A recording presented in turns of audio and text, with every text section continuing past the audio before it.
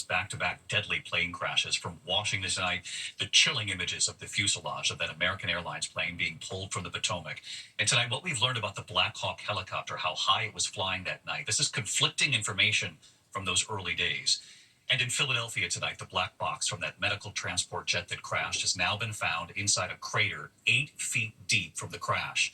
The plane was in the air less than a minute, 7 people killed, and among those injured on the ground, a boy in a car.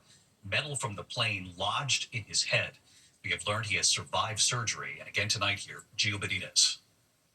Tonight, the extraordinary scene, the fuselage of that American Airlines flight pulled out of the Potomac River, the cabin in shreds, the crash with that Black Hawk killing 67 people.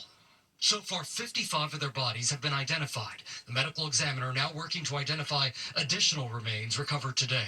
It is my belief that we're going to recover everyone. Dozens of the victims' families gathering yesterday for a solemn memorial on the runway at Reagan National Airport. Now tonight, the question, was there a discrepancy in the tower radar seen by air traffic control, which may have shown the helicopter at 200 feet? Initial data indicates that he may have seen 200 feet.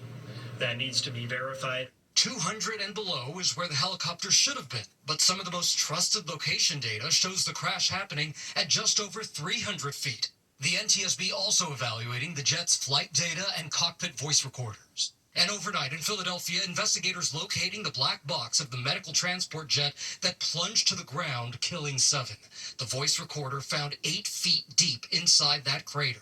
If you look at the impact and how deep that crater is, it was a very steep angle at which that aircraft came down. Data from Flight Radar 24 shows the Medevac Learjet en route to Mexico was in the air for under a minute before the crash. All 6 people on board that jet killed, including a mom and her 11-year-old daughter who had just received medical care at nearby Shriners Children's Hospital. Another killed in a car on the ground. At least 24 people injured, among them 10-year-old Trey Howard, his father describing the harrowing scene to our Stephanie Ramos. We're turning to Cotman Avenue and we just hear a loud bang and then a ball of fire. I turn around, he has metal out the side of his head. Trey then rushed to the hospital where he underwent emergency brain surgery. He's now in recovery. And David, there are still so many questions. The NTSB is now working on a detailed timeline for both of these crashes to see exactly what went wrong. David. All right, Gio Benitez and the team, I thank you for your reporting for days now. Thank you. In the meantime, this scare involving a United Airlines flight, it was from Houston to New York. Terrifying moments caught on video just before takeoff.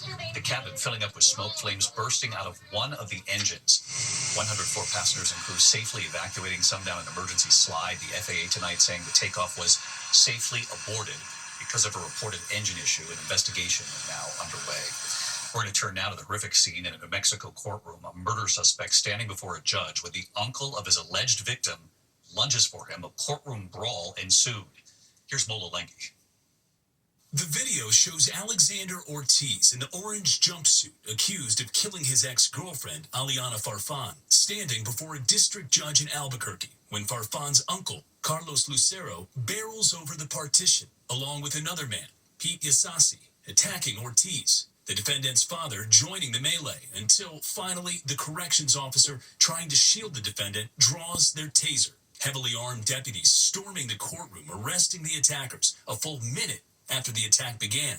The men were treated at the hospital and released. They're due back in court next month. According to court documents, after the attack, Lucero told deputies it was worth every moment, and he killed my niece like a coward. The incident raising questions about courtroom security and reminiscent of this moment in a Las Vegas courtroom last year, when a man flew over the bench and attacked a judge. That man was sentenced to decades in prison.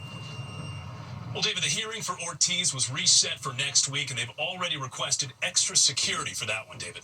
Mola Lenghi with us tonight. Mola, thank you. When we come back, the dramatic rescue, the driver plunging 100 feet right off the highway. You'll see the images, and we're tracking 2 storms tonight. One hitting right now, blinding snow, heavy rain, and then an ice storm from the Midwest right into the east, D.C. to New York to Boston. And so Lee Goldberg is standing by. He'll time it all out for us tonight. Tonight here, we're tracking two major systems. The first hitting right now in the west, the other a potential ice storm from the Midwest to the Northeast. Chief Meteorologist Lee Goldberg from our station WABC here in New York with us tonight. Hey, Lee. Hey, David, an atmospheric river still pounding the west coast. In fact, a new low is moving on shore tonight into tomorrow. We could see over 4 inches of rainfall north of San Francisco, and then there'll be mountain snows from the Sierra all the way into the Rockies. We could see up to 4 feet over the next few days. By the way, some of that rain can go to Southern California tomorrow night.